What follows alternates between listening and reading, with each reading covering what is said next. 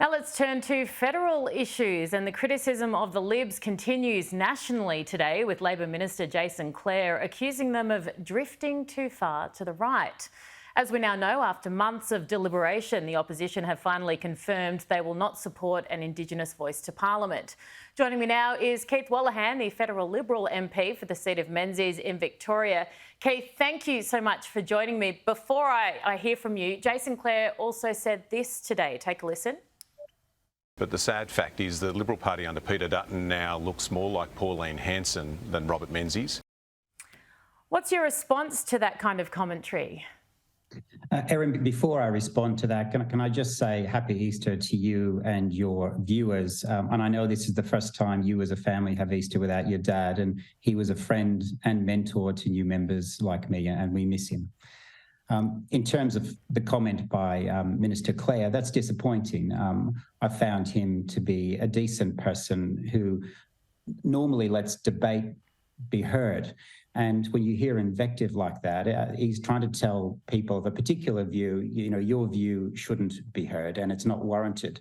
And we need to rise above that. I will always defend the motives and the reasons for people who want to vote yes, because they come from a good place.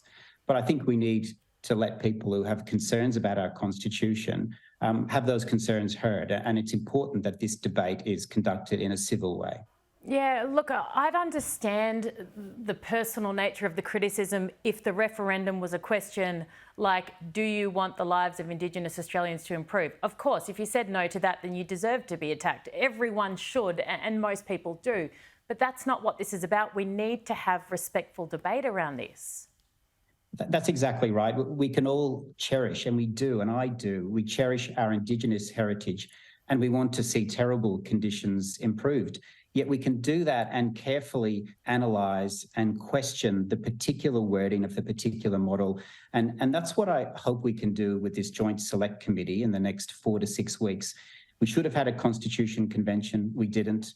So the work of this committee is important, and I will certainly be doing that in good faith, as will my coalition colleagues. Well, what do you make of the debate, the rhetoric that the Liberal Party's moved too far to the right, too far to the left? There are really smart, knowledgeable, experienced people on both sides of that argument. What do you think? Well, I think these things continuously shift. So if you go back to 2017, when the voice was first announced as an idea, and it was a sharp departure from what had been proposed up to then. And Malcolm Turnbull, who no one would say is from the hard right of the Liberal Party, he was opposed to it because he thought the principle of equality of citizenship was important.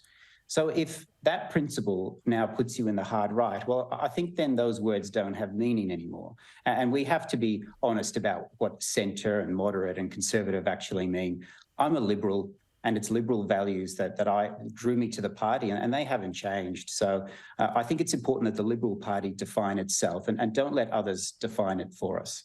Yeah, what about Peter Dutton's leadership? A lot of question marks surrounding that. I think he's still fairly well supported internally. Is that what you believe? And should he be watching his back?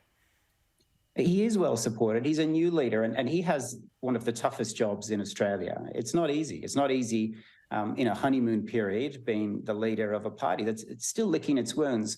And there's no sugarcoating what happened in May last year, what happened in the state elections in Victoria and New South Wales, and what happened in Aston. And no one pretends that we haven't been told things by the Australian people, particularly where I'm from.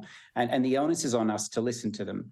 And people will have different views about what we should do from there. But more than anything, we need to fight for things, and we need to fight for people. And if we do that in a principled, careful, respectful way, I think we will be rewarded for it, and Peter's the right person for that.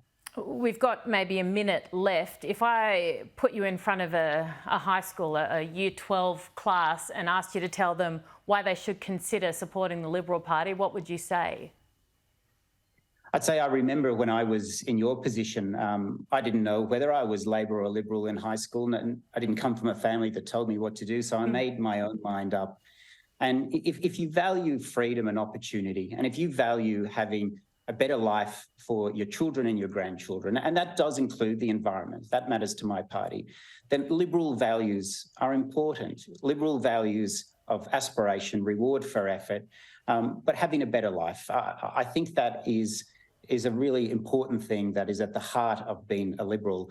And I'd say give us a chance. But I would say to them more than anything, get involved in politics, even if you think you want to be involved in the Labor Party or the Greens. I think we need more young people to join our political parties.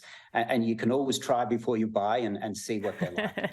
Beautifully said. And thank you for your really kind words about Dad as well. Mum and Dad had their wedding anniversary last week. It's Easter and then Dad's birthday on the 11th. So It's a tough month, as it is for a lot of people who have recently lost someone. So I really appreciate your kind words, Keith, and your time, and have a very happy Easter as well yourself.